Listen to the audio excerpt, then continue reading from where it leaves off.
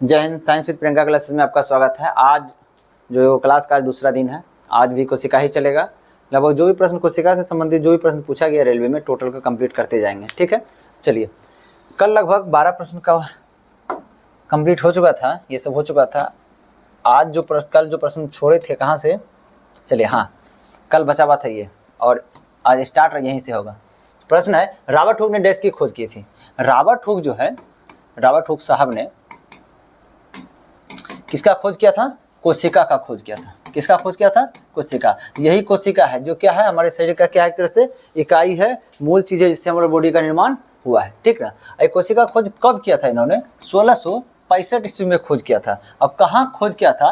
तो पेड़ का जो छाल होता है, इसको क्या कहते हैं? कॉर्क कहते हैं। वो कॉर्क में ही किसका खोज किया था? यह कोशिका का खोज किया था। वो किस प्रकार का कोशिका था? वो मृत प्रकार का कोशिका था। किस प्रकार था? वो मृत प्रकार का कोशिका था।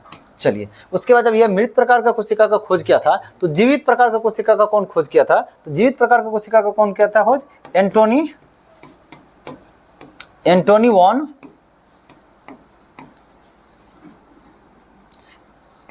वॉन लीवेनहॉक ने।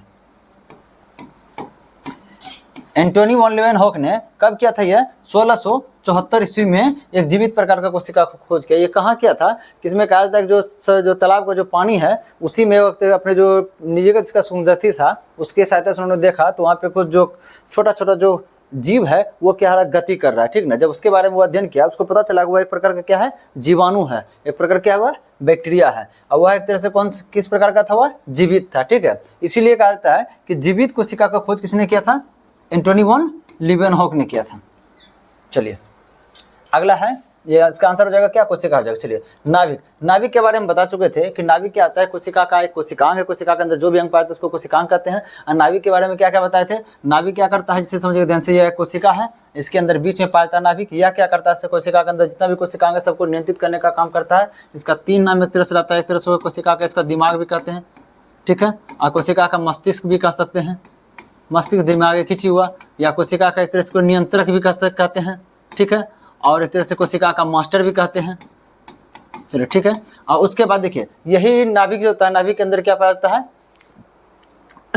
न्यूक्लिक एसिड पाया जाता है। क्या पाया जाता है इसमें? न्यूक्लिक एसिड पाया जाता है। न्यूक्लिक एसिड पाया जाता है। ये जो न्यूक्लिक एसिड होता है, कौन कौन होता है? एक डीएनए हो जाता है, और एक क्या होता है? आरएनए होता है। ठीक है, और डीएनए का फुल फॉर्म क्या होता है? डीऑक्सीराइबोज न्यूक्लिक एसिड होता है। और आरएनए का फुल फॉर्म क्या होता है? राइबोज न्यूक्लिक एसिड होता है। यह नाभिक जो होता है, यह कोशिकांगों में सबसे बड़ा होता है, और कोशिकांगों में सबसे छोटा कौन सा होता है? राइबोसोम होता है। चलिए, अगला देखते हैं, यह परमाणु।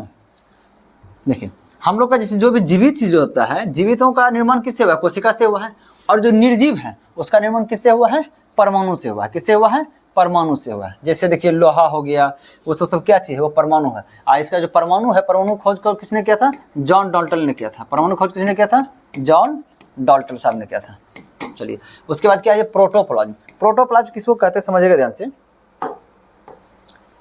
अक्सर ये पूछा जाता है। प्रोटोप्लाज्म ध्यान से, ये कोशिका है। ठीक है, इसके बाहर एक तरह से ये क्या है आपका? कोशिका झिल्ली है। ठीक है, और यह जो क्षेत्र जो इसके बीच में यहाँ पाया जाता है नाभिक। इसके बीच में क्या पाया जाता है? ये नाभिक है। और ये जो क्षेत्र जो होता है यहाँ पे क्या होता है? कोशिका द्रव है। इसमें ये क्या है आपका? कोशिका द्रव है। कोशिका द्रव है।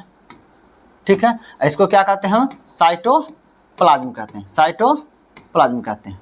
और यह आपका क्या है? नाभिक। यह क्या है आपका? नाभिक है।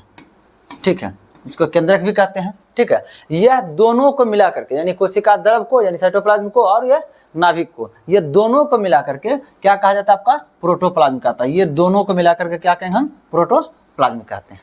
ठीक है, और इस प्रोटोप्लाज्म को क्या जाता है? कोशिका की भौतिक आधार कहा जाता है। कोशिका क्या कहता है? भौतिक आधार कहा जाता है कोशिका का। जो एग्जाम संबंधी जो इसमें पूछा जा रहा है उसका व्याख्या करते चले जा रहे हैं। चलिए, अगला प्रश्न है, राइबोसोम डैश बनाते हैं। राइबोसोम क्या बनाते हैं? देखिए, राइबोसोम जो होता है, समझिए ध्यान से,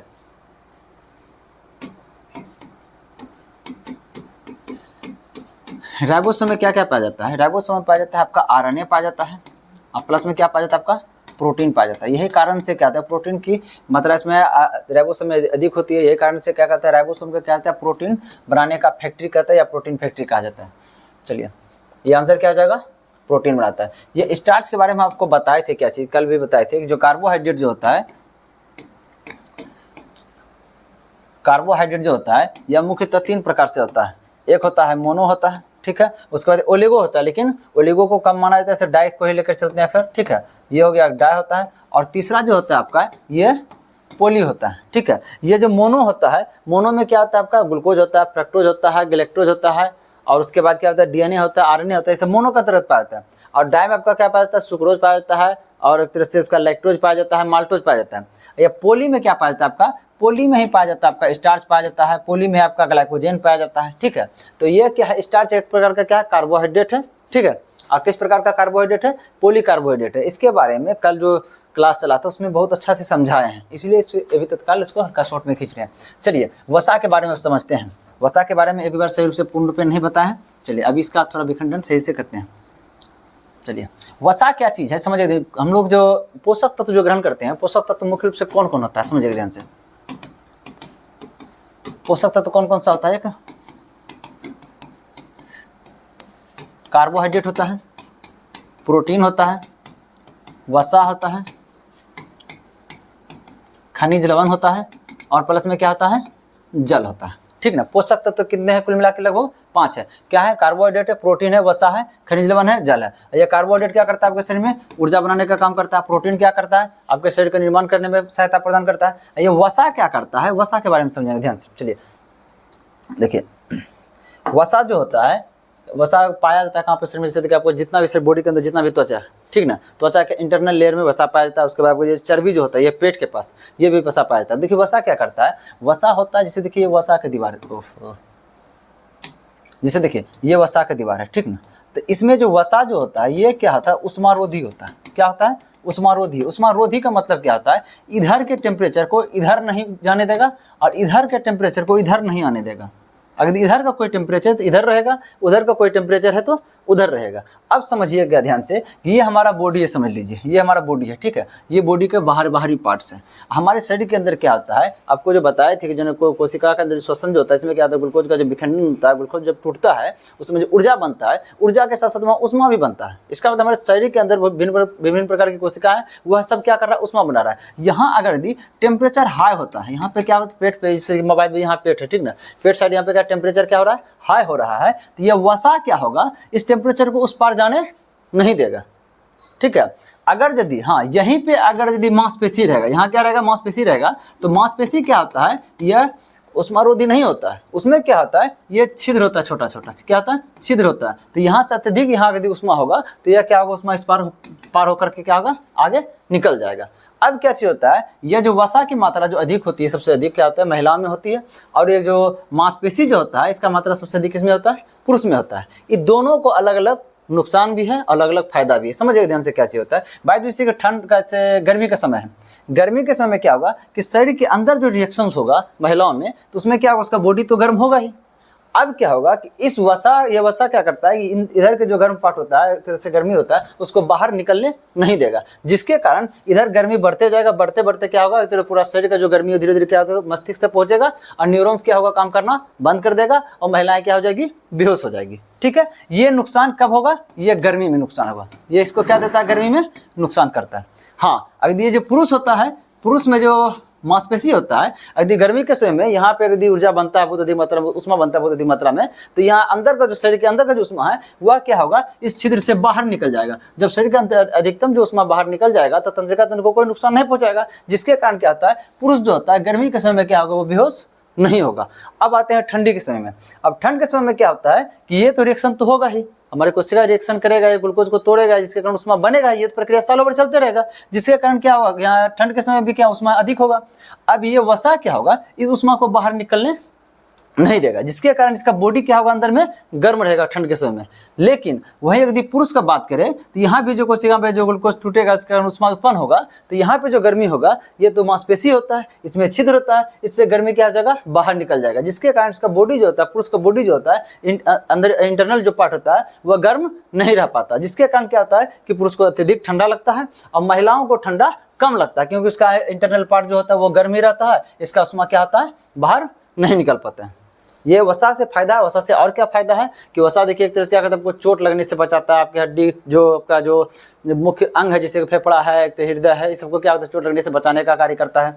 और बहुत सारा कार्य है। वसा एक तरह से जो होता है आपको क्या करता है, आपके शरीर में जो विटामिन डी का जो निर्माण होता है वो सब चीज़ में सहायता प्रदान करता है। और बहुत कुछ आगे है, बहुत कुछ आगे बताएंगे। लिपिड जो होता है वसा को ही कहते हैं, ये जो लिपिड है ये लिपिड वसा को ही कहते हैं। चलिए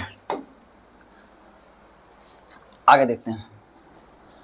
अगला प्रश्न है, इसमें से कौन से अधिकांश कोशिकीय प्रक्रियाओं के लिए ऊर्जा मापन की इकाई है। मतलब कि कोशिकीय प्रक्रिया, कोशिका में जो प्रक्रिया जो विक्रिया होता है उसमें जो ऊर्जा निकलता है उसको किसके द्वारा मापते हैं।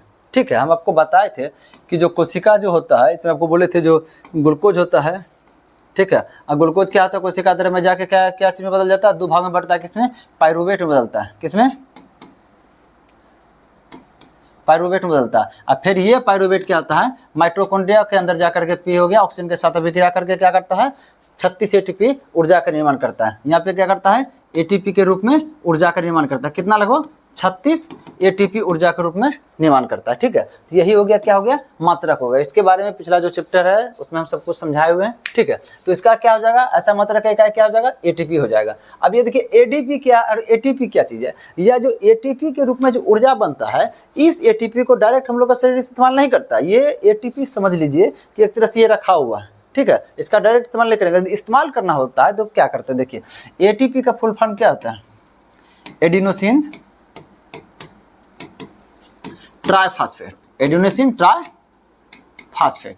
तो अब इसको हमको यदि इसका इस्तेमाल करना है, ऊर्जा के रूप में शरीर को देना है ऊर्जा, तो क्या करेंगे, ये ट्राइफॉस्फेट मतलब क्या होगा, 3 फास्फेट ग्रुप होता है, इसमें से 3 फास्फेट ग्रुप में से एक फास्फेट ग्रुप को क्या करेंगे, त्याग कर देंगे। जब एक फास्फेट ग्रुप को त्याग कर देंगे तो क्या बन जाए आपका, एडिनोसिन डाइफॉस्फेट। क्या बन जाएगा, डाइफॉस्फेट बनेगा। तो एडिनोसिन डाइफॉस्फेट मतलब क्या होगा, ए, ये हो जाए क्या, डी और पी। ठीक है, उसके बाद क्या का निर्माण हो जाएगा, एडीपी का निर्माण होगा। अब ये जो एडीपी है, इस एडीपी का इस्तेमाल हम लोग ऊर्जा के रूप में करते हैं। ये समझ लीजिए एटीपी एक स्टोर करने का काम करता है। जब हमारे शरीर को इस्तेमाल करने का जरूरत होगा तो हम एटीपी को किस में बदल देंगे, एडीपी में बदल देंगे। हाँ, अगर यदि हम एडीपी में बदल दिए, बहुत अधिक मात्रा में एडीपी में बदल दिए, लेकिन हमारे शरीर में उतना ऊर्जा की आवश्यकता नहीं है, तो फिर क्या करेगा, यह एटीपी स्टोर हो जाएगा। जब व्यवस्था है ही नहीं तो उसको क्या करेंगे, स्टोर रूम में फिर रख देंगे। तो फिर एडीपी क्या करेगा, ये जो डाई हुआ था फिर एक फास्फेट ग्रुप को ले लेगा, डाई से फिर हो जाएगा ट्राई में, और ट्राई होने के बाद एटीपी के रूप में फिर जमा हो जाएगा। चलिए अगला पाइरूवेट। पाइरूवेट के बारे में आपको बताए थे। पाइरूवेट क्या होता है, माइटोकॉन्ड्रिया। ये क्या है, माइटोकॉन्ड्रिया, ये एम है, माइटोकॉन्ड्रिया। माइटोकॉन्ड्रिया में क्या होता है, पाइरूवेट का विखंडन हुआ था। कौन विखंडित किया था, ऑक्सीजन विखंडित किया था। उसके बाद क्या होता है, एटीपी के रूप में ऊर्जा का निर्माण किया था। कितना, 36 एटीपी का निर्माण किया था। चलिए ग्लूकोज के बारे में आपको बताए थे। ग्लूकोज क्या होता है, जैसे कोशिका में प्रवेश करता है तो यहाँ ग्लाइकोलाइसिस प्रक्रिया होता है। क्या होता है, ग्लाइकोलाइसिस। ये कहाँ प्रक्रिया होता है, कोशिका द्रव में, कोशिका द्रव में। इस प्रक्रिया के दौरान कितना होता है, 2 एटीपी ऊर्जा का निर्माण होता है। ठीक ना, वही पूछता है कि ग्लूकोज का विखंडन कहाँ होता है, तो ग्लूकोज का विखंडन कहाँ हुआ, कोशिका द्रव में हुआ। अब पाइरूवेट का विखंडन कहाँ होता है, पाइरूवेट का विखंडन कहाँ हुआ, माइटोकॉन्ड्रिया में हुआ। चलिए इस प्रकार से ये भी खत्म हो गया। चलिए अगला देखते हैं। डैश कोशिका की एक प्रकार की अपशिष्ट निस्तारण प्रणाली है। वे किसी भी बाह्य सामग्री के साथ खराब हो चुके कोशिकांगों को पचाकर कोशिका को साफ करने में मदद करता है। चलिए अब समझते हैं ध्यान से। ये कौन करता है, ये मुख्य इसका ये काम है आपका लाइसोसोम का। ये काम क्या है, लाइसोसोम का। लाइसोसोम क्या करता है, लाइसोसोम क्रिया को समझिएगा ध्यान। देखिए ये जो कोशिका है, ठीक है, कोशिका में से समझिए कि एक थैली की तरह, ठीक है, एक थैली की तरह होता है। ये क्या है, लाइसोसोम है, लाइसोसोम है, ठीक ना। ये क्या होता है, इसमें हाइड्रोलाइटिक एंजाइम पाया जाता है। क्या होता है इसमें, हाइड्रोलाइटिक एंजाइम पाया जाता है। हाइड्रोलाइटिक,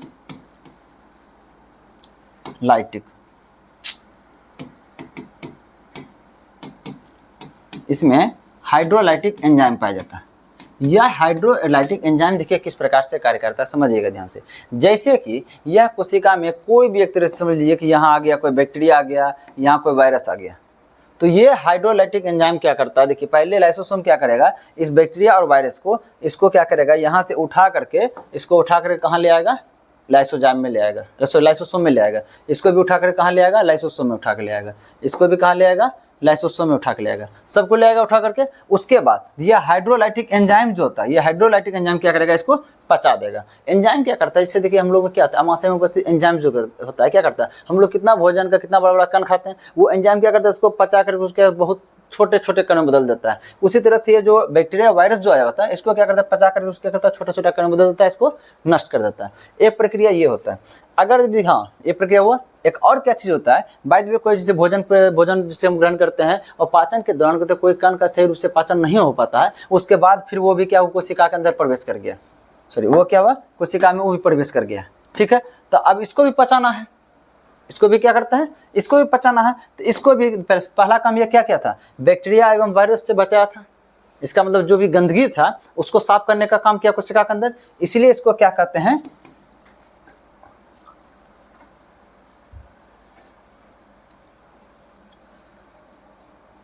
चलिए हाँ, इसको क्या कहेंगे, कोशिका का सफाई कर्मी कहेंगे। क्या कहेंगे, कोशिका का सफाई कर्मी कहेंगे। यानी बैक्टीरिया वायरस जो था उसको साफ किया। और दूसरा काम क्या कर रहा है, जो भोजन का जो कुछ जो कण था कोशिका के अंदर प्रवेश कर गया।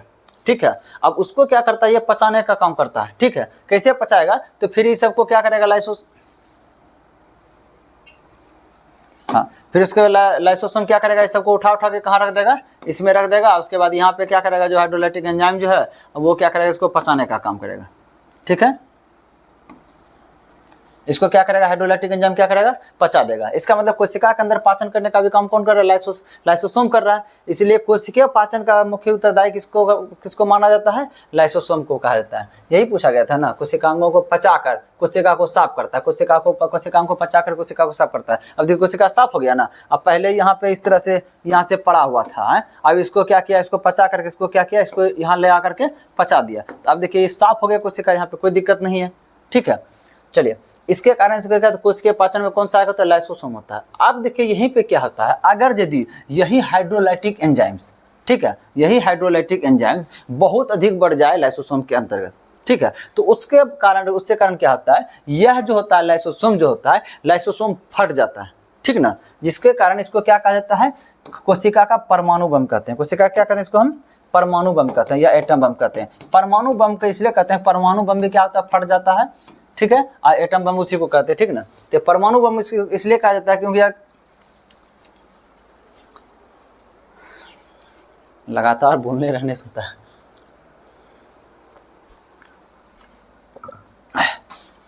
चलिए देखिए, इसको परमाणु बम इसलिए कहते हैं क्योंकि अत्यधिक यदि हाइड्रोलाइटिक एंजाइम हो जाएगा तो ये फट जाएगा, इसलिए इसका नाम क्या रखा है, परमाणु बम या एटम बम। अब क्या होता है कि अगर यदि यही फट जाएगा तो इसमें हाइड्रोलाइटिक एंजाइम तो बहुत ज़्यादा पावर का होता है, लगभग इसका पीएच मान लगभग 3 या 4 के आसपास होता है, इसका पीएच मान होता है। ठीक ना, यह बहुत ज़्यादा पावरफुल होता है, जिसके कारण यह जब फटेगा तो यह अम्ल क्या होता है, कोशिका के चारों तरफ फैल जाएगा। कोशिका की तरफ चारों तरफ फैलेगा, कोशिका में उपस्थित जितना भी कोशिकांग होगा वो सबको क्या करेगा, यह गला देगा। जिसके कारण क्या होता है, ये तो खुद मरिए जाता है फट करके, या आत्महत्या खुद कर लेता है। ठीक ना, एक थैली के जैसा है और आत्महत्या भी कर रहा है खुद, इसलिए इसको आत्महत्या का थैली कहते हैं। इसको क्या कहते हैं, आत्महत्या का थैली कहते हैं। और साथ साथ ये क्या करेगा, ये खुद तो जाएगा ही, साथ साथ ये एंजाइम चारों तरफ फैल जाएगा, ये कोशिका भी नष्ट हो जाएगा, कोशिका का भी कहानी खत्म हो जाएगा। चलिए आंसर इसका क्या हो जाएगा, आपका लाइसोसोम हो जाएगा। उसके बाद जो भी उसको उसका भी व्याख्या करते हैं। चलिए देखते हैं क्या है, प्लास्टिड। प्लास्टिड मतलब क्या होगा, लवक। प्लास्टिड मतलब क्या हो गया, लवक। अब समझिए ढंग से लवक क्या होता है। यह पौधों में पाए जाने वाला कोशिकांग है। ठीक ना, कोशिका के अंदर जो कोशिकांग होता है उसमें से क्या है, यह जो लवक है यह पौधा में पाया जाता है, यह जंतु कोशिका में नहीं पाया जाता। यह लवक जो मुख्यतः 3 प्रकार का होता है। पहला आता है क्लोरोप्लास्ट, क्लोरोप्लास्ट, इसको क्या कहते हैं? हरित लवक कहते हैं। क्या कहते हैं? हरित लवक कहते हैं। दूसरा क्या है? क्रोमोप्लास्ट, ठीक है, इसको वर्णी लवक कहते हैं। इसको क्या कहते हैं? वर्णी लवक कहते हैं। और तीसरा क्या है? ल्यूकोप्लास्ट, इसको क्या कहते हैं?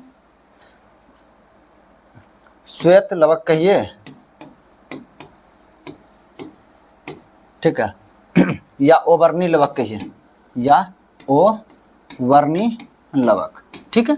अब समझिए ध्यान से, यह जो हरित लवक होता है, हरित लवक में क्लोरोफिल पाया जाता है। क्या पाया जाता है? क्लोरोफिल पाया जाता है।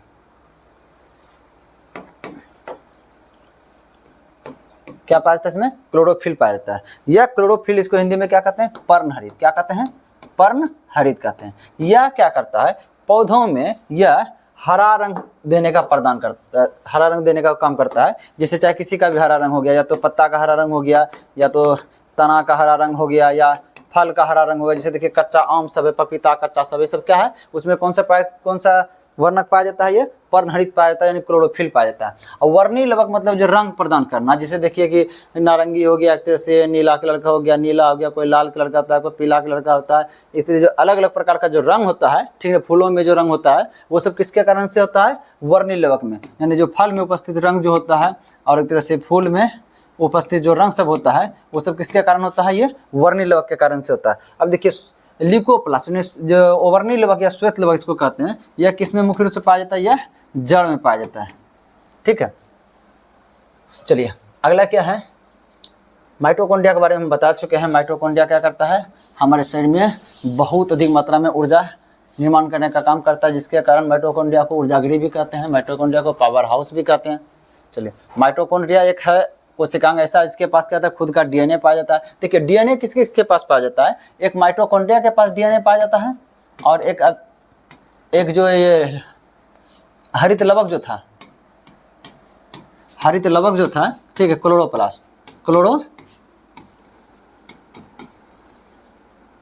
क्लोरोप्लास्ट, इसके पास डीएनए पाया जाता है, और एक नाभिक के पास डीएनए पाया जाता है। एक नाभिक के पास डीएनए पाया, अक्सर ही पूछ देता है, ठीक ना। डीएनए किसके पास पाया जाता है? माइटोकॉन्ड्रिया के पास डीएनए पाया जाता है खुद का, हरित लवक के पास खुद का डीएनए पाया जाता है, और नाभिक के पास खुद का डीएनए पाया जाता है।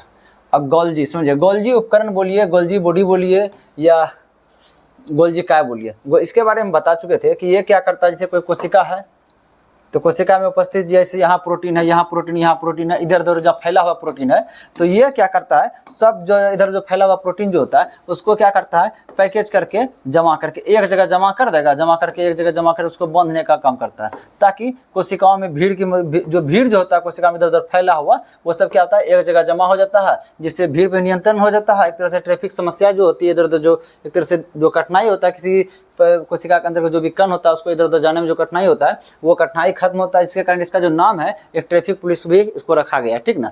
और एक और यह काम क्या करता है? बाय द वे, यहाँ पैकिंग करके जमा कर देगा। अब यहाँ किसी को चाहिए, यहाँ पे किसी को चाहिए प्रोटीन, तो यहाँ क्या करेगा? तो यहाँ से जो है, यहाँ से प्रोटीन निकाल करके यहाँ इसको भेजेगा। अगर किसी को यहाँ चाहिए प्रोटीन, तो यहाँ से निकाल के प्रोटीन यहाँ भेजेगा। इसका मतलब यह क्या कर रहा है? ट्रैफिक पुलिस का भी काम कर रहा है, एक जगह जमा करने का भी काम कर रहा है, और साथ ही साथ कोशिका के अंदर जहाँ किसी को भी प्रोटीन की आवश्यकता होता है, उसको वहाँ भेजने का काम भी कर रहा है। और साथ ही साथ एक और चीज़ करता है, बाद में इसके बगल में कोई कोशिका है, यहाँ पे कोई कोशिका है, इसको प्रोटीन की आवश्यकता है, तो ये क्या करेगा? उसको भी यहाँ से प्रोटीन देने का काम करेगा, दूसरे कोशिका को भी भेजने का काम करता है, ठीक है। जिसके कारण क्या कहता है? ये गोल्जी बॉडी या गोल्जी काय जो है, इसको क्या कहते हैं? कोशिका का परिवहन कहते हैं, ठीक है। दो नाम उसका, कोशिका का परिवहन हो गया, और क्या नाम है? कोशिका का ट्रैफिक पुलिस हो गया। चलिए अगला देखते हैं, निम्नलिखित से क्या केवल पादप कोशिका में पाया जाता है? मतलब कौन है जो कि सिर्फ पादप कोशिका में पाया जाता है, कौन है जो कि सिर्फ जंतु कोशिका में पाया जाता है? इसके बारे में हम कंफर्म करते हैं। चलिए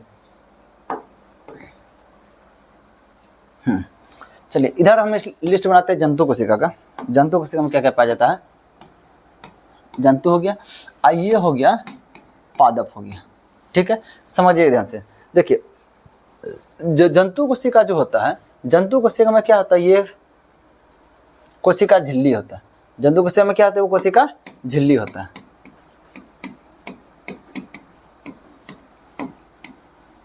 और जो पादप कोशिका जो होता है, पादप कोशिका में भी कोशिका झिल्ली होता है।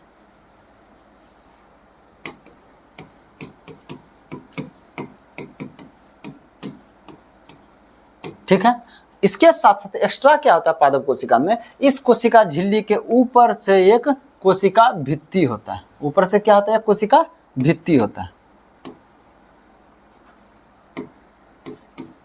कोशिका भित्ति होता है एक्स्ट्रा में, ठीक है। आप समझिए ध्यान से कि इसमें जो होता है आपका माइटोकॉन्ड्रिया होता है। नॉर्मली समझिएगा, जिसको जो जरूरत होता है उसके अनुसार से सबको दिया जाता है। जैसे माइटोकॉन्ड्रिया होता है, माइटोकॉन्ड्रिया क्या करता है, कोशिका में ऊर्जा निर्माण करने का काम करता है। क्या बताइए, एक बात बताइए, यहाँ पे जो जंतु का जो कोशिका होगा, जंतु को ऊर्जा की आवश्यकता है, तो क्या पौधे को ऊर्जा की आवश्यकता नहीं है?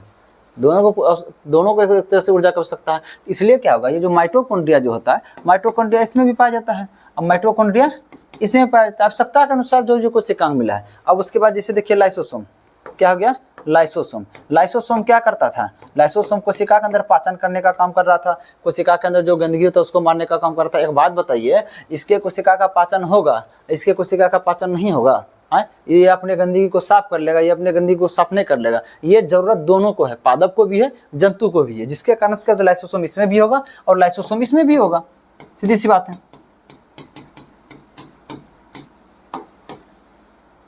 चलिए अब अगला आते हैं, देखते हैं। जैसे देखिए कि अंतःप्रद्रव्यजालिका क्या है, अंतःप्रद्रव्य जलिका।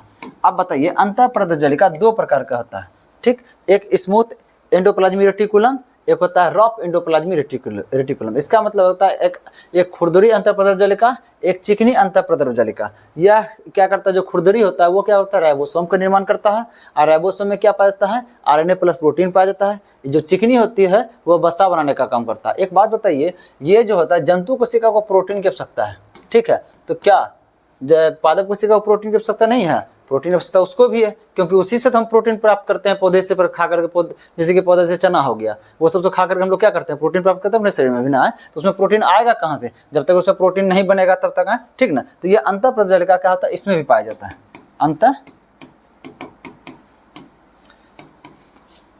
अंतःप्रद्रव्यजालिका जो है इसमें भी पाया जाता है। चलिए अगला देखते हैं,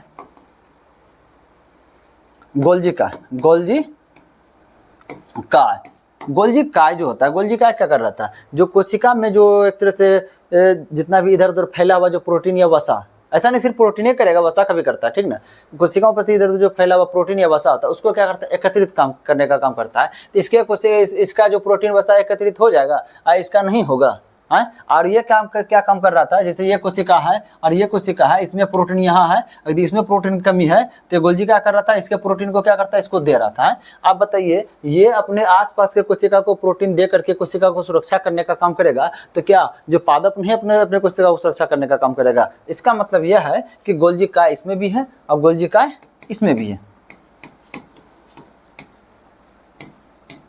गोल्जी काय इसमें भी है। अब देखिए इसमें राइबोसोम क्या है, ये राइबोसोम। राइबोसोम क्या चाहिए, राइबोसोम क्या चीज़ का निर्माण करता है, ये प्रोटीन का निर्माण करता है। जो प्रोटीन दोनों को चाहिए, पौधे को भी चाहिए और जंतु को भी चाहिए, तो राइबोसोम इसमें भी होगा।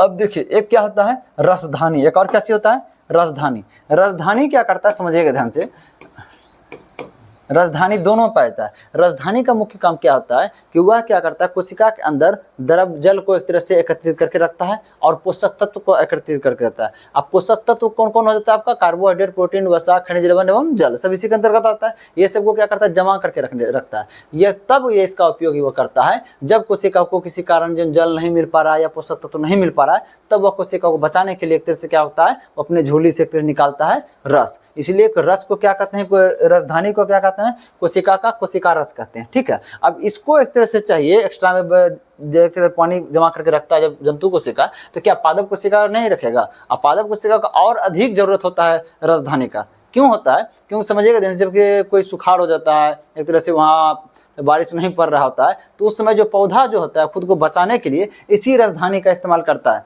क्या करता है, इस रसधानी का इस्तेमाल करता है। इसका रसधानी भी क्या होता है, बड़ा होता है, जिसमें क्या होता है, बहुत अधिक मात्रा में यह क्या होता है, जल और खनिज लवण को एक तरह से जमा करके रखने का काम करता है।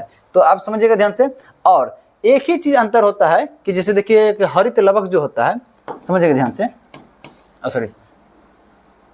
पहले समझ, लवक जो होता है, लवक जिसको प्लास्टिड कहते हैं, ठीक ना, यही एक ऐसा चीज है जो कि सिर्फ पादप में है, जंतु में नहीं है। क्यों? क्योंकि यह लवक जो होता है, लवक क्या होता है, भिन्न भिन्न प्रकार का रंग देने का काम करता है। हरा भी रंग देने का काम करता है, काला, नीला, पीला, हर तरह का रंग देने का काम करता है। लेकिन हम लोग का जो कोशिका होता है, हम लोग का देखिए कोशिका होता है, दो प्रकार का कोशिका होता है, एक या तो काला होगा, एक या तो गोरा होगा। किसी का देखें नीला, काला, पीला होता है, नहीं होता है। देखिए हम लोग में जो काला और गोरा होता है, ये मेलानिन के कारण से होता है। जिसमें मेलानिन की मात्रा बहुत अधिक होगा उसका कलर काला होगा, जिसमें मेलानिन की मात्रा बहुत कम होगा उसका कलर गोरा होगा। ठीक है, हम लोग मेलानिन के कारण से कलर होता है। लेकिन अगर यदि लवक हम लोग में आ जाएगा तो हम लोगों में भी कोई पीला, लाल, काला, नीला, ब्लू सब कलर का व्यक्ति होने लगेगा। ठीक ना, बस यही है कि जो जंतु पादप में जो लवक होता है वह इसमें लवक नहीं होता है।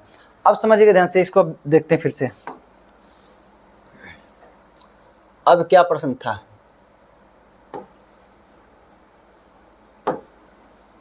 निम्नलिखित में से क्या केवल पादप कोशिका में पाया जाता है? अब बताइए कौन है जो कि केवल पादप कोशिका में पाया जाता है? दो चीजों की खाली पादप कोशिका में पाया। देखिए कोशिका झिल्ली दोनों में था, एगो कोशिका भित्ति एक्स्ट्रा में इसमें पाया जाता है, एगो लवक एक्स्ट्रा में इसमें पाया जाता है। उसके बाद सब कुछ दोनों में समान है। एक्स्ट्रा में जो है दो गो चीज इसी में, किसमें, पादप में है। एक कोशिका भित्ति है और एक लवक है। इसमें देखिए है क्या आंसर, क्या है? ये लवक है ना, तो लवक ही है ना जो क्या पाया जाता है, केवल पादप में पाया जाता है। ये लवक क्या है, सिर्फ पादप में पाया जाता है, जंतु में नहीं पाया जाता है। गोल्जी का है तो दोनों में पाया जाएगा, माइटोकॉन्ड्रिया दोनों में पाया जाएगा, केंद्रक दोनों में पाया जाएगा। इस सब के बारे में डिफिनेशन दे चुके हैं। माइटोकॉन्ड्रिया क्या करता है, ऊर्जा बनाने का काम करता है, उसको ऊर्जागिरी कहते हैं, पावर हाउस कहते हैं। गोल्जी का, गोल्जी बॉडी बारे में अभी तुरंत बताया, इस चीज लेकर के। केंद्र के बारे में बता चुके हैं बहुत बार। चलिए अगला देखिए, डैश को कोशिका के पावर हाउस के रूप में जाना जाता है, ये बता चुके हैं। माइटोकॉन्ड्रिया को कोशिका के पावर हाउस के रूप में जाना जाता है। कोशिका द्रव, अब सुनिए देखिए कोशिका द्रव क्या चीज है। अच्छा, कोशिका द्रव के बारे में बता चुके हैं। ये कोशिका हो गया, ये एक नाभिक हो गया, इसके बीच ये जो द्रव जो चारों तरफ फैला होता है, ठीक है, इसको क्या कहते हैं, कोशिका द्रव कहते हैं। ऐसे को क्या कहते हैं, साइटोप्लाज्म अंग्रेजी में कहते हैं। ठीक है, चलिए उसके बाद केंद्रक, यही जो है जो बीच में जो पाया था, ये क्या है आपका, केंद्रक हो गया। ठीक है, केंद्रक को क्या कहता है, कोशिका का मस्तिष्क कहा जाता है। और कोशिका के क्या कहता है, दिमाग कहा जाता है। और कोशिका क्या कहता है, मास्टर कहा जाता है। और इसका खोज किसने किया था, रॉबर्ट ब्राउन ने किया था। और एक तरह से कब किया था, 1831 में किया था। इसी के अंदर न्यूक्लिक अम्ल पाया जाता है। न्यूक्लिक अम्ल किससे किससे मिलकर बना होता है, डीएनए प्लस आरएनए से बना होता है। चलिए अगला, अंतःप्रद्रव जालिका। अंतःप्रद्रव जालिका के बारे में बता चुके हैं। अंतःप्रद्रव जालिका दो प्रकार का होता है, खुरदुरी अंतःप्रद्रव जालिका होता है, एक चिकनी अंतःप्रद्रव जालिका होता है। जो खुरदुरी अंतःप्रद्रव जालिका होता है उसके ऊपर राइबोसोम होता है, और जो जिसमें क्या पता है, प्रोटीन पाया जाता है। और जो चिकनी अंतःप्रद्रव जालिका होता है उसमें क्या होता है, उसमें वसा पाया जाता है। ठीक है, चलिए अगला प्रश्न देखते हैं। साइटोप्लाज्म एक जेली जैसा द्रव होता है जो डैश में मौजूद होता है। साइटोप्लाज्म हम आपको बताइए, ये कोशिका है, ठीक है, ये नाभिक है, ठीक है, ये कोशिका हो गया। इसके ऊपर क्या होगा, कोशिका झिल्ली हो गया। थोड़ा बता दें एक्सटर्नल तरफ थोड़ा सा, देखिए ये कोशिका हो गया, कोशिका झिल्ली हुआ, ठीक है। और ये क्या हो गया, नाभिक हुआ। कोशिका झिल्ली और नाभिक के बीच में यह द्रव पदार्थ जो पाया जाता है उसको क्या कहते हैं, हम कोशिका द्रव कहते हैं। क्या कहेंगे, कोशिका द्रव कहते हैं या साइटोप्लाज्म कहते हैं। कोशिका द्रव बोलिए, उसी को अंग्रेजी में साइटोप्लाज्म कहा जाता है। क्या है प्रश्न, देखिए केंद्रक और कोशिका भित्ति के बीच। अब देखिए बाद में देखिए कोशिका भित्ति यही पाया जाता है, कोशिका भित्ति पाया जाता है। यदि ये जंतु का कोशिका है तो कोशिका झिल्ली होगा। अगर यदि पादप कोशिका होगा तो कोशिका झिल्ली के साथ साथ क्या होगा, कोशिका भित्ति भी होगा। तो अब देखिए केंद्रक और कोशिका भित्ति के बीच, अब इसमें फिक्स नहीं किया कि जंतु कोशिका है पादप कोशिका है, तो हम कोई भी ले सकते हैं। केंद्रक को कोशिका भित्ति, केंद्रक हो गया ये कोशिका भित्ति के बीच, हाँ ये भी हो सकता है। अगला क्या, वसा और उत्तक बीच, तो होगा नहीं। तंत्रिका कोशिका बीच, ये भी नहीं होगा। केंद्रक और कोशिकांगों के बीच, केंद्रक ही हो गया और कोशिकांग तो यहीं सब होता है, इसके बीच कैसे होगा, तो ये कोशिका भित्ति और नाभिक के बीच बोले, या कोशिका झिल्ली और नाभिक के बीच बोले। ये जो क्षेत्र जो होता है, द्रव क्षेत्र जो होता है, गाढ़ा क्षेत्र जो होता है, इसी के देखिए ये जो कोशिका द्रव होता है इसी में आपका बहुत सारा कोशिकांग पाया जाता है। चलिए अगला प्रश्न देखते हैं। कोशिका का वह बाह्यतम आवरण कौन सा है जो कोशिका के अवयवों को उसके बाहर वातावरण से अलग करता है। मतलब देखिए ये जो कोशिका है, ठीक है, कोशिका का अवयव मतलब कौन, यानी कोशिका का अंग यानी कोशिकांग कौन कौन, जो वही हो गया आपका माइटोकॉन्ड्रिया हो गया, या गोल्जिका हो गया, राइबोसोम हो गया, उसके बाद क्या चाहिए आपका है, लाइसोसोम हो गया, ठीक ना। ये सबको क्या बोल रहा है कि आवरण है जो कोशिका के अवयवों को उसके बाह्य वातावरण से अलग करता है। अब देखिए बाह्य वातावरण ये हुआ, ये अंत वातावरण हुआ, ये दोनों को अलग कौन कर रहा है, यही अलग कर रहा है ना। तो ये यहाँ क्या पाया जाता है, कोशिका झिल्ली पाया जाता है, ठीक है। यहाँ पे क्या पाया जाता है, कोशिका झिल्ली पाया जाता है। वही पादप कोशिका होगा तो कोशिका झिल्ली के साथ साथ कोशिका भित्ति भी पाया जाएगा। तो प्रश्न क्या हो जाएगा, प्लाज्मा झिल्ली। हाँ देखिए, कोशिका झिल्ली होता है, कोशिका झिल्ली को ही प्लाज्मा झिल्ली भी कहते हैं। तो आंसर क्या हो जाएगा, ये प्लाज्मा झिल्ली हो जाएगा। कोशिकांग, कोशिकांग को बताएं, कोशिका के अंदर जो अंग पाया जाता है उसको क्या कहते हैं, कोशिकांग कहते हैं। ये सब माइटोकॉन्ड्रिया, गोल्गी बॉडी, एक तरह से राइबोसोम, लाइसोसोम, ये सब क्या है, कोशिकांग ही है। स्नायु कोशिका, समझिए ध्यान से, ये स्नायु कोशिका जो होता है ये क्या होता है, हड्डी और मांस के जो बीच ज्वाइंटिंग होता है, ठीक ना, और दोनों के बीच में पाया जाता है। कौन, ये स्नायु कोशिका। ये क्या करता है, स्नायु मांसपेशी का निर्माण करता है। यहीं से स्नायु बंधन भी बनता है, जिसको टेंडन कहते हैं। टेंडन क्या करता है, मांस और हड्डी के बीच जोड़ने का काम करता है। और लिगामेंट क्या करता है, हड्डी और हड्डी को जोड़ने का काम करता है। चिकनी पेशी कोशिका, चिकनी पेशी कोशिका देखो कहाँ पाया जाता है, ये आहार नाल में पाया जाता है। जैसे कि मुख जो, जैसे यहाँ इसोफेगस, इसके जो अंदर जो दीवार जो होता है उसमें पाया जाता है। या तो आपका फेफड़ा में पाया जाता है, या तो मूत्र नलिका में पाया जाता है। इंटरनल जो दीवार, तो शरीर के अंदर के इंटरनल दीवार जो होता है वहाँ पे पाया जाता है चिकनी पेशी कोशिका। कोशिकाओं के अध्ययन को क्या कहते हैं, कोशिका के अध्ययन को क्या कहते हैं, साइटोलॉजी कहते हैं। कोशिका अध्ययन क्या कहते हैं हम, साइटोलॉजी कहते हैं। चलिए अब इटियोलॉजी, इटियोलॉजी का आता है व्यवहारिक अध्ययन को कहता है। किसी का जो व्यवहारिक अध्ययन होता है कि उसमें अंदर क्या एक तरह से वैज्ञानिक क्या प्रभाव पड़ रहा है उसके शरीर में, एक तरह से उस चीज़ के बारे में उसका व्यवहारिक अध्ययन करते हैं, उसको क्या कहते हैं, हम इटियोलॉजी कहते हैं। चलिए, या जो सीरोलॉजी होता है, ये सीरम के अध्ययन को कहते हैं। सीरम मतलब क्या होता है, शरीर में एंटीबॉडी किस प्रकार से कार्य कर रहा है, नहीं कर रहा है, उसके बारे में अध्ययन करते हैं, उसको क्या कहते हैं, हम सीरोलॉजी कहते हैं। चलिए, साइटोप्लाज्म, साइटोप्लाज्म यही हो गया, साइटोप्लाज्म कोशिका द्रव हुआ, जिसके बारे में तुरंत बताएं। उस वर्णक का नाम बताइए जिसकी वजह से पौधे का रंग हरा होता है। हम आपको बताए थे, जो जैसे देखिए लवक जो होता है, लवक कितना प्रकार का होता है, 3 प्रकार का होता है। एक क्या होता है, हरित लवक होता है। क्या होता है, एक हरित लवक होता है। दूसरा क्या होता है, वर्णी लवक होता है। और तीसरा क्या होता है, अवर्णी लवक होता है। और समझिए, हरित लवक क्या करता है, इसमें क्या पाता है, पर्णहरित पाया जाता है। क्या पाता है, पर्णहरित पाया जाता है। यह क्या करता है, पौधे के पत्ते को, पत्ता बोलिए या तना बोलिए या फल बोलिए, इस सब को क्या करता है, ये हरा करने का काम करता है। क्या करता है, ये हरा करने का काम करता है। वर्णी लगभग क्या करता है, यह क्या करता है, फल में बहुत अधिक मात्रा में पाया जाता है, फूल में बहुत अधिक मात्रा में पाया जाता है। फल को क्या करता है, अलग अलग रंग देने का काम करता है। वो वर्णी लगभग कहाँ पाया जाता है आपका, ये जड़ में पाया जाता है। प्रश्न क्या है, वह पौधे को हरा रंग देता है। तो हरा रंग देने का काम कौन करेगा, देखिए ऑप्शन में या तो हरित लवक भी होगा तो भी आंसर हो जाएगा, पर्णहरित होगा तो वो आंसर हो जाएगा। क्या चीज़ है, अच्छा क्लोरोफिल है। हाँ, इसको जो हरित लवक है इसको इंग्लिश में क्लोरोफिल कहते हैं, और इसको क्या कहते हैं, क्या है, क्लोरोफिल। अच्छा नहीं, पर्णहरित को इंग्लिश में कहते हैं क्लोरोफिल। क्या होगा, पर्णहरित को कहते हैं क्लोरोफिल। ठीक है, तो क्लोरोफिल यही आंसर हो गया। तो चलिए अगला क्या है, कैरोटीनॉइड। हाँ, ये कैरोटीनॉइड क्या करता है, पौधे में रंग प्रदान करता है। यह 3 प्रकार का रंग प्रदान करता है पौधे में। चलिए, एक्टिन जो होता है, एक्टिन क्या होता है, मांस में पाया जाने वाला प्रोटीन है। 2 प्रकार का प्रोटीन होता है मांस में, एक एक्टिन प्रोटीन होता है, एक मायोसिन प्रोटीन होता है। ठीक है, और हमारे शरीर में मांसपेशी कितना होता है, लगभग 640 के एवरेज होता है, 640 42 ऐसे कुछ रहता है, आसपास का एवरेज रहता है। थियामिन, थियामिन समझिए, या थायमिन बोलिए इसको, विटामिन B1 का क्या है, रासायनिक नाम है थायमिन। ठीक ना, अगर यहीं पूछेगा विटामिन B2 का रासायनिक नाम क्या होगा, राइबोफ्लेविन। क्या हो जाएगा, राइबोफ्लेविन। अब विटामिन B3 का क्या हो जाएगा, नियासिन। विटामिन B3 का क्या हो जाएगा, नियासिन हो जाएगा। अब विटामिन B5 का क्या होगा, पेंटोथेनिक एसिड। क्या हो जाएगा, पेंटोथेनिक एसिड। ठीक है, वही विटामिन B6 का क्या होगा, पायरिडॉक्सिन। विटामिन B6 का क्या हो जाएगा, पायरिडॉक्सिन। विटामिन B6 का पायरिडॉक्सिन। विटामिन B7 का क्या हो जाएगा, बायोटिन। विटामिन B6 का क्या हो जाएगा, बायोटिन। अब विटामिन B9 का क्या हो जाएगा, फॉलिक एसिड। क्या हो जाएगा, फॉलिक एसिड। विटामिन B12 का क्या हो जाएगा, साइनोकोबाल्मिन। विटामिन B12 क्या होगा, साइनोकोबाल्मिन।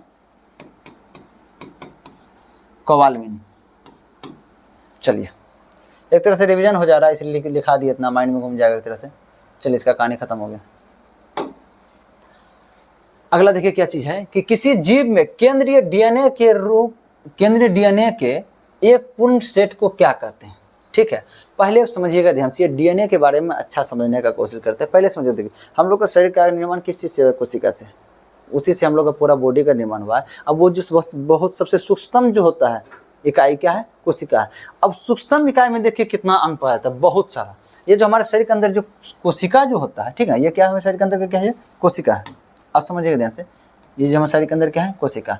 ये कोशिका में उपस्थित जो नाभिक है, ये क्या है, नाभिक है। इस नाभिक में क्या होता है कि क्रोमेटिन जालिका पाया जाता है। क्या होता है? क्रोमेटिन जालिका पाया जाता है। एक तरह से धागा धागा की तरह रहता है, धागा धागा की तरह रहेगा, क्रोमेटिन जालिका पाया जाता है। यह क्रोमेटिन जालिका जो होता है, जब कोशिका विभाजन होता है, कोशिका विभाजन के समय एक तरह से छड़ का आकार बना लेता है, जिसको हम कहते हैं ये क्रोमोसोम कहते हैं। क्या कहते हैं? ये जो है ये क्रोमोसोम कहते हैं। इस क्रोमोसोम के अंदर जो होता है यह डीएनए पाया जाता है। क्या पाया जाता है? डीएनए पाया जाता है। देखिए ये जो है ना डीएनए है, इसको क्या करता है? इसको बांध करके रखता है। ये जो है ना घेरा में देखिए इसको बांध करके रख रहा है। कौन बांध करके रखता है? हिस्टोन प्रोटीन बांध करके रखता है। ठीक है, अब बस इस डीएनए जो है, इस डीएनए के अंदर क्या पाया जाता है? आपका जीन पाया जाता है। ठीक है, और इस जीन के अंदर क्या पाया जाता है? न्यूक्लियोटाइड्स पाया जाता है। क्या पाया जाता है? न्यूक्लियोटाइड्स पाया जाता है। फिर से एक बार समझिएगा ध्यान से। अक्सर माइंड में कंफ्यूजन होता है कि क्रोमोसोम क्या होता है, डीएनए क्या होता है, जीन क्या होता है, न्यूक्लियोटाइड्स क्या होता है। फिर से समझिएगा ध्यान से। देखिए ये क्या है? कोशिका है। ठीक है, कोशिका के अंदर क्या है? नाभिक है। और नाभिक में क्या होता है? क्रोमेटिन जालिका होता है। जब कोशिका विभाजन होने लगता है तो वह क्रोमेटिन जालिका क्या करता है? एक तरह से एक छड़ जैसा आकार बनाता है, जिसको हम क्या कहते हैं? क्रोमोसोम कहते हैं। और इस क्रोमोसोम के अंदर, इसको गुणसूत्र, क्रोमोसोम बोलिए, इसको क्या कहना? गुण सूत्र कहते हैं। क्या कहते हैं? इसको गुण सूत्र कहते हैं। इस गुण सूत्र के अंदर क्या होता है? डीएनए पाया जाता है। और इसे देखिए जो है ये लपेटा हुआ जो चीज़ है वो डीएनए है। ये जो लपेट रहा है, इसको बांध करके रख रहा है, वो कौन है? हिस्टोन है। क्या है? हिस्टोन प्रोटीन है। अब इस जब डीएनए को फिर देखेंगे उसके अंदर क्या चीज़ है? इस डीएनए के अंदर है जीन। क्या है? जीन। और इस जीन के अंदर क्या है? न्यूक्लियोटाइड्स है। अब न्यूक्लियोटाइड्स किसको कहते हैं? इस चीज़ को एक बार हम समझ लेते हैं। देखिए चलिए देखिए न्यूक्लियोटाइड्स क्या चीज है? न्यूक्लियोटाइड्स,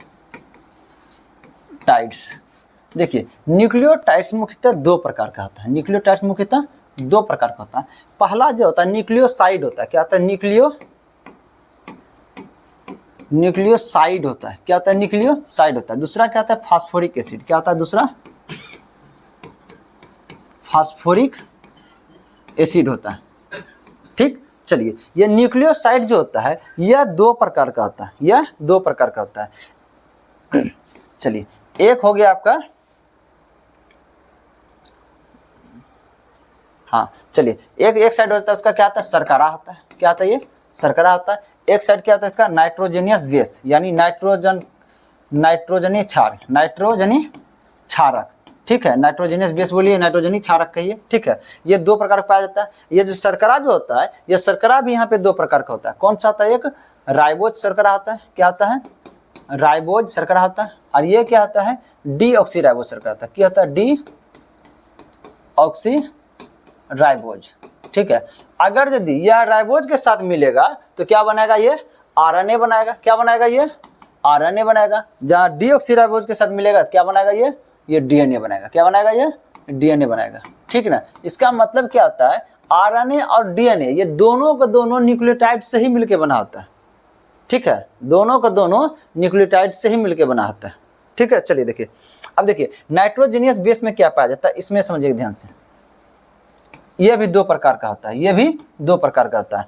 यह होता है एक प्यूरिन होता है और एक क्या होता है? पिरिमिडीन होता है। एक क्या हो गया? प्यूरिन हो गया और एक क्या होता है? पिरिमिडीन होता है। क्या होता है? पिरिमिडीन होता है।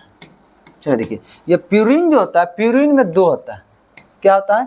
एडिनिन होता है, एक एडिनिन होता है और एक क्या होता है? ग्वानिन होता है। एडिनिन और एक क्या होता है? ग्वानिन होता है। एडिनिन को ए से सूचित करते हैं और ग्वानिन को जी से सूचित करते हैं। अब देखिए अब पिरिमिडीन में क्या चीज़ होता है, समझिएगा ध्यान से। पिरिमिडीन में होता है तीन होता है। एक होता है थाइमिन। क्या होता है? एक थाइमिन होता है। दूसरा क्या होता है? साइटोसिन होता है।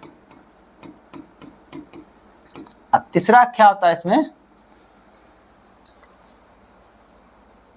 थाइमिन हो गया, साइटोसिन हो गया, तीसरा हो जाएगा इसका यूरेसिल होता है। क्या होता है? यूरेसिल होता है। अब देखिए यह जो है थाइमिन जो होता है इसको टी से सूचित करते हैं, साइटोसिन जो होता है इसको सी से सूचित करते हैं, यूरेसिल को यू से सूचित करते हैं।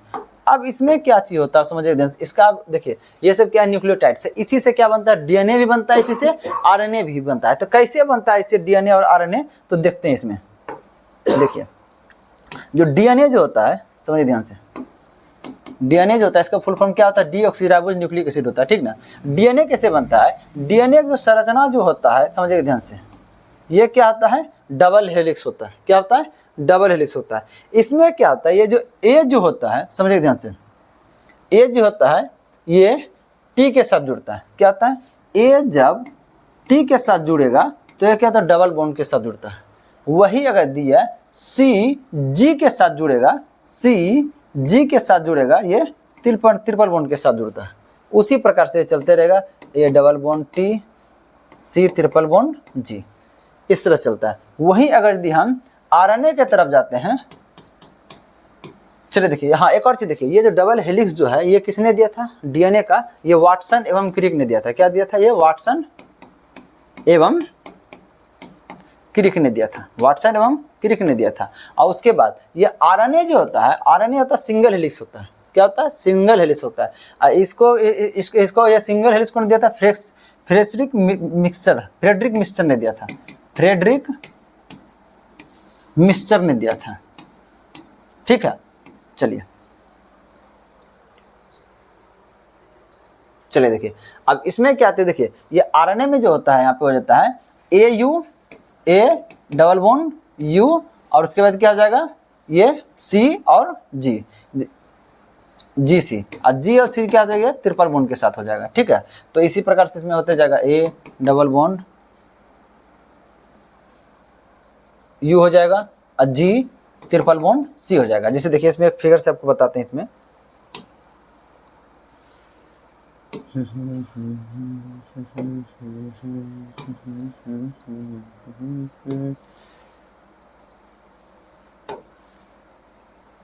चलिए देखते हैं इसमें।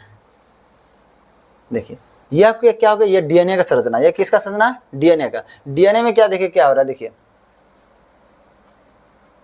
देखिए ये जो है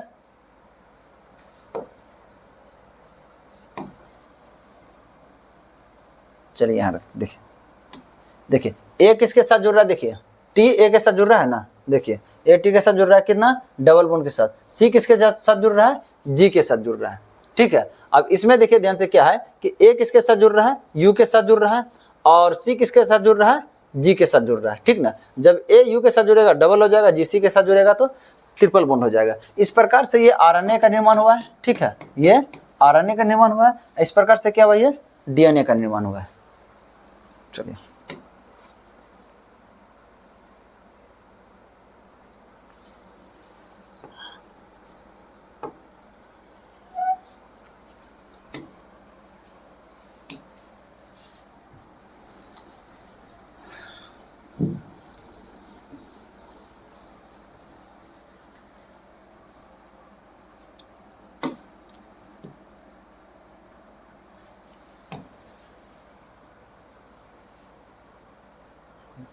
अब देखिए क्या प्रश्न था उसमें आते थोड़ा सा एक बार देख लेते हैं।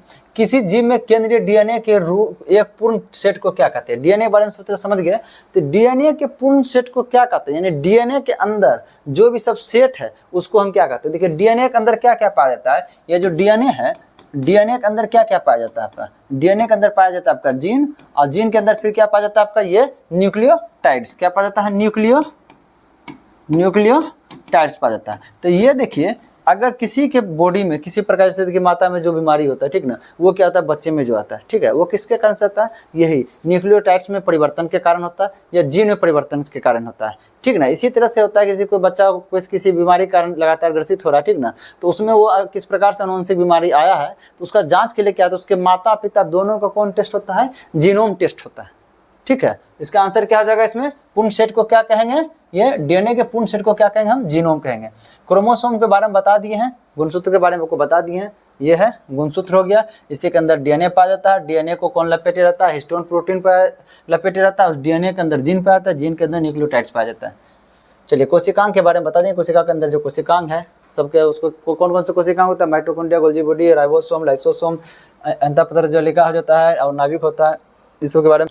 चलिए अगला देखते हैं अब कैसी है, निम्नलिखित कोशिकाओं में से किसे कोशिका की आत्महत्या की थैली कहते हैं। आपको बताए थे कोशिका की आत्महत्या की थैली हाल ही फिलहाल तो बताए थे, किसको कहते हैं, हम लाइसोसोम को कहते हैं। इसको लाइसोसोम को आत्महत्या की थैली भी कहते हैं। इसको कोशिका पाचन का भी एक अंग कहते हैं, या कोशिका के अंदर पाचन करने का भी काम करता है। दूसरा काम हो गया, तीसरा काम क्या करता है, ये कोशिका का कोशिका एकदम जो बैक्टीरिया वायरस होता है उसको मारने का भी काम करता है, इसका मतलब कोशिका को साफ करने का भी काम करता है। इसको क्या कहते हैं, कोशिका का सफाई कर्मी भी कहते हैं, ठीक ना। और एक तरह से इसको सुसाइड बैग बोलिए या आत्महत्या की आत्मघाती थैली बोलिए, ठीक है। चलिए अगला देखिए गोल्जी का के बारे में हमको बताए थे। यह क्या करता है, प्रोटीन और वसा को पैकेज करने का काम करता है, एक तरह एक जगह जमा करने का काम करता है, फिर उस प्रोटीन और वसा को एक दूसरे कोशिका के किसी दूसरे कोशिकांग तक पहुंचाने का काम करता है, परिवहन करने का काम करता है, या किसी दूसरे कोशिका को पहुंचाने का काम करता है, ये परिवहन का काम करता है। माइटोकॉन्ड्रिया एक प्रकार एक तरह से ऊर्जा बनाने का काम करता है, इसलिए इसको क्या कहते हैं, पावर हाउस कहते हैं या ऊर्जागिरी कहते हैं। क्लोरोप्लास्ट के बारे में आपको बताए थे, या क्लोरोप्लास्ट क्या होता है, हरित लवक है, इसमें क्या पड़ता है, क्लोरोफिल पाया जाता है, इसको क्या कहते हैं, पनहरित कहते हैं, या क्या करता है, पत्ते या तो फल में या तो तना में क्या करता है, हरा रंग प्रदान करता है। चलिए अगला क्या चीज है कि केंद्रक और कोशिका झिल्ली के बीच भरे हुए जेली से पदार्थ, पहले समझते हैं ध्यान से। ये कोशिका हो गया और केंद्रक, प्रश्न क्यों पूछता है, केंद्रक और कोशिका झिल्ली, कोशिका झिल्ली ही हुआ ना, है कोशिका झिल्ली, यानी केंद्रक और कोशिका झिल्ली के बीच भरे हुए जेली से पदार्थ कहते हैं। जो भरे हुए जो पदार्थ को कहते हैं कोशिका द्रव, इसके बीच में द्रव ऐसा पदार्थ क्या भरा था, कोशिका द्रव भरा होता, ठीक ना। तो क्या आ जाएगा, ये कोशिका द्रव है यहीं कहीं पे।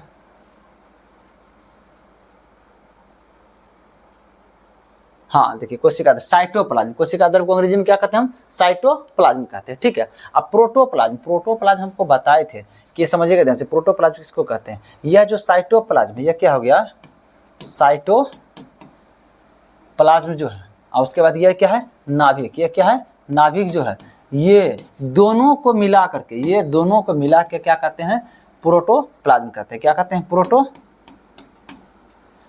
कहते हैं।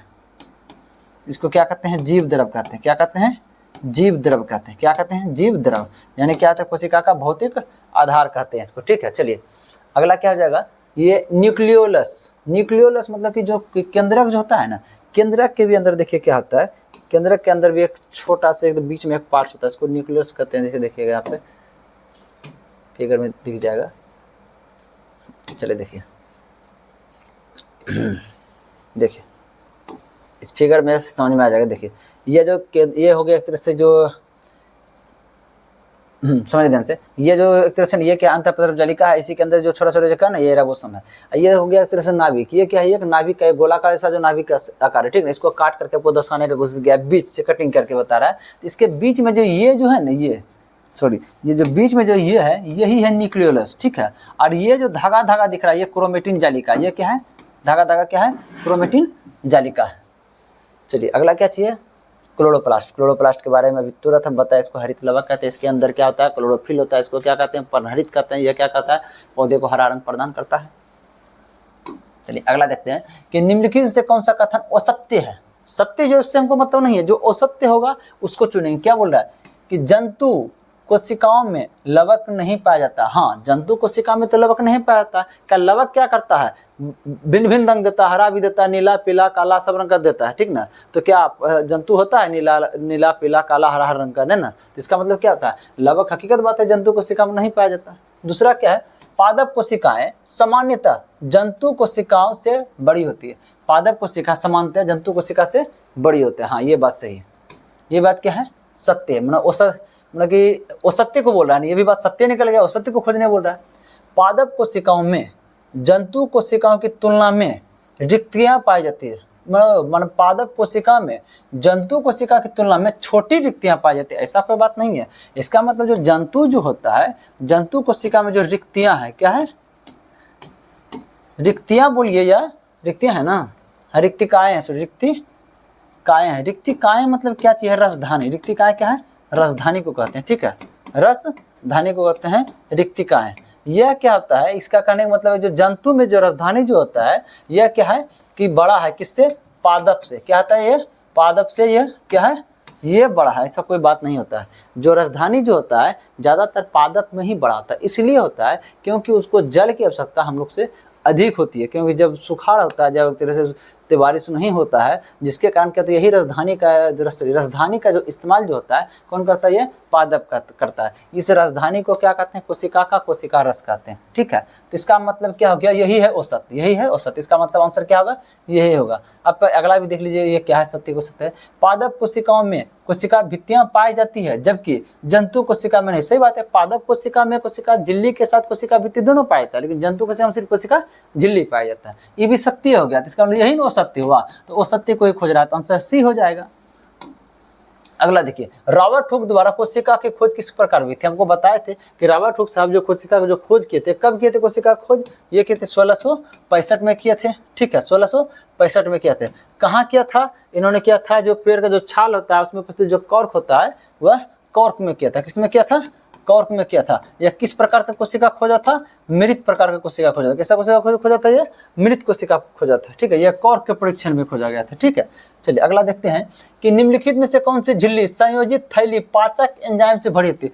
कौन सा संयोजित थैला जो कि पाचक एंजाइम, सबको बताए थे कि लाइसोसोम जो होता है कोशिका के अंदर जो होता है, लाइसोसोम एक थैली जैसा होता है जिसमें पाचक एंजाइम होता है। कौन सा पाचक एंजाइम होता है, हाइड्रोलाइटिक एंजाइम पाया जाता है। ये हाइड्रोलाइटिक एंजाइम क्या करता है, बैक्टीरिया को क्या करता है, यह मार करके क्या करता है, इसको अपने अंदर समाहित कर लेता है, इसको पचा लेता है इस एंजाइम के द्वारा। जैसे लाता है तो इसमें उपस्थित जो हाइड्रोलाइटिक एंजाइम जो होता है वह क्या करता है, इसको पचा जाता है। एक तरह से ये क्या सफाई करने का काम किया। दूसरा क्या होता है कि कोशिका के अंदर जो भी भोजन जो से नहीं पचता वह प्रवेश कर गया है, तो उसको क्या करता है, उसको ला करके उसको भी पचाने का काम करता है। इसका मतलब क्या हो, कोशिका के अंदर कुछ के पाचन का काम कर रहा है, दो काम हुआ। और तीसरा काम इसमें क्या होता है, वायुसंश्लेषण निधन से। अब क्या हो जाता है, अगर यही हाइड्रोलाइटिक एंजाइम, कौन सा एंजाइम, हाइड्रोलाइटिक एंजाइम जो होता है इसमें पाया जाता है, वो हाइड्रोलाइटिक बहुत अधिक बढ़ जाए तो ये क्या होता है, फट जाता है। फटना इसको क्या कहते हैं, इसलिए इसको एक और नाम रखा जाता है, जो फटता है इसलिए इसको कहते हैं परमाणु बम या एटम बम कहते हैं। अब फटने से जब खुद ही फट जाता है तो खुद ही मर गया, तो इसको आत्महत्या का थैली भी इसको कहते हैं। और यह क्या करते हैं, पूरे कोशिका को भी नष्ट कर देता है। तो क्या होगा, ये लाइसोसोम हो जाएगा। माइटोकॉन्ड्रिया के बारे में बहुत बार बता चुके हैं। यह क्या करता है, कोशिका के अंदर ऊर्जा बनाने का काम करता है। इसको क्या कहते हैं, कोशिका को ऊर्जागृह कहते हैं या पावर हाउस भी कहते हैं। राजधानी के बारे में क्या होता है, इसको कोशिका का कोशिका रस भी कहते हैं। या क्या, इसमें क्या पाया जाता है, जल पाया जाता है और क्या पाया जाता है, पोषक तत्व पाया जाता है। पोषक तत्व कौन कौन से, कार्बोहाइड्रेट, प्रोटीन, वसा और एक तरह से खनिज लवण और जल पाया जाता है। ठीक है, गोल्जी का के बारे में आपको बताए थे, प्रोटीन एक तरह से और वसा को क्या करता है, पैकेजिंग करने का काम करता है और एक स्थान से दूसरे स्थान तक ले जाने का काम करता है। इसी को गोल्जी काय को या गोल्जी बॉडी कहिए। ये क्या करता है, ट्रैफिक पुलिस का भी काम करता है, परिवहन का भी कार्य करता है। चलिए अगला देखते हैं कि केंद्रक और कोशिका झिल्ली के बीच भरे हुए जेली जैसे पदार्थ को, केंद्रक और कोशिका झिल्ली तो हो गया था, ये हो गया, ये प्रश्न हो चुका है। चलिए अगला देखिए, निम्नलिखित में से कौन सा ऑर्गेनल किसी भी बाह्य सामग्री को पचाकर साफ रखने में सहायक होता है, साथ ही कोशिकाओं को क्लांत भी करता है। साथ ही कोशिका को क्लांत मार देता है। आपको बताया था ना, अभी तो ना बताए थे लाइसोसोम के बारे में। वह क्या होता है, लाइसोसोम जैसे फट जाता है तो उसमें उपस्थित जो हाइड्रोलाइटिक एंजाइम जो होता है वो एंजाइम क्या करता है, पूरे कोशिकाओं को मार देता है। तो पूरे कोशिका खत्म हो जाता है, कोशिकाओं को क्लांत करता है, उसको भी खत्म कर देता है। कौन हो गया, ये लाइसोसोम हो जाएगा। माइटोकॉन्ड्रिया के बारे में तो बताया। अंतःप्रदेशजालिका बताए थे, दो प्रकार का होता है, खुरदरी अंतःप्रदेशजालिका और चिकनी अंतःप्रदेशजालिका। जो खुरदरी होता है उसमें क्या होता है, राइबोसोम के कारण वो खुरदरी होता है। राइबोसोम में क्या होता है, प्रोटीन और आरएनए पाया जाता है। और जो चिकनी होता है उसमें क्या पाया जाता है, वसा पाया जाता है। गोल्जी ऑप्टर्स बोलिए या गोल्जी काय बोलिए या गोल्जी उपकरण बोलिए या गोल्जी बॉडी बोलिए, तो सब एक ही चीज है। ये क्या करता है, परिवहन का काम करता है। ये क्या करता है, ट्रैफिक पुलिस का कार्य करता है। अगला देखिए क्या, पुटिकाओं में प्रोटीन और लिपिड के परिवहन, प्रोटीन को और लिपिड को परिवहन के जैसे बात है, कौन जाएगा, गोल्जी बॉडी या गोल्जी काय या गोल्जी ऑप्टर्स होगा। क्या कर रहा है, परिवहन करता है, संशोधन और पैकेजिंग करने का भी काम कर रहा है। बहुत बार इसको बोल चुके हैं।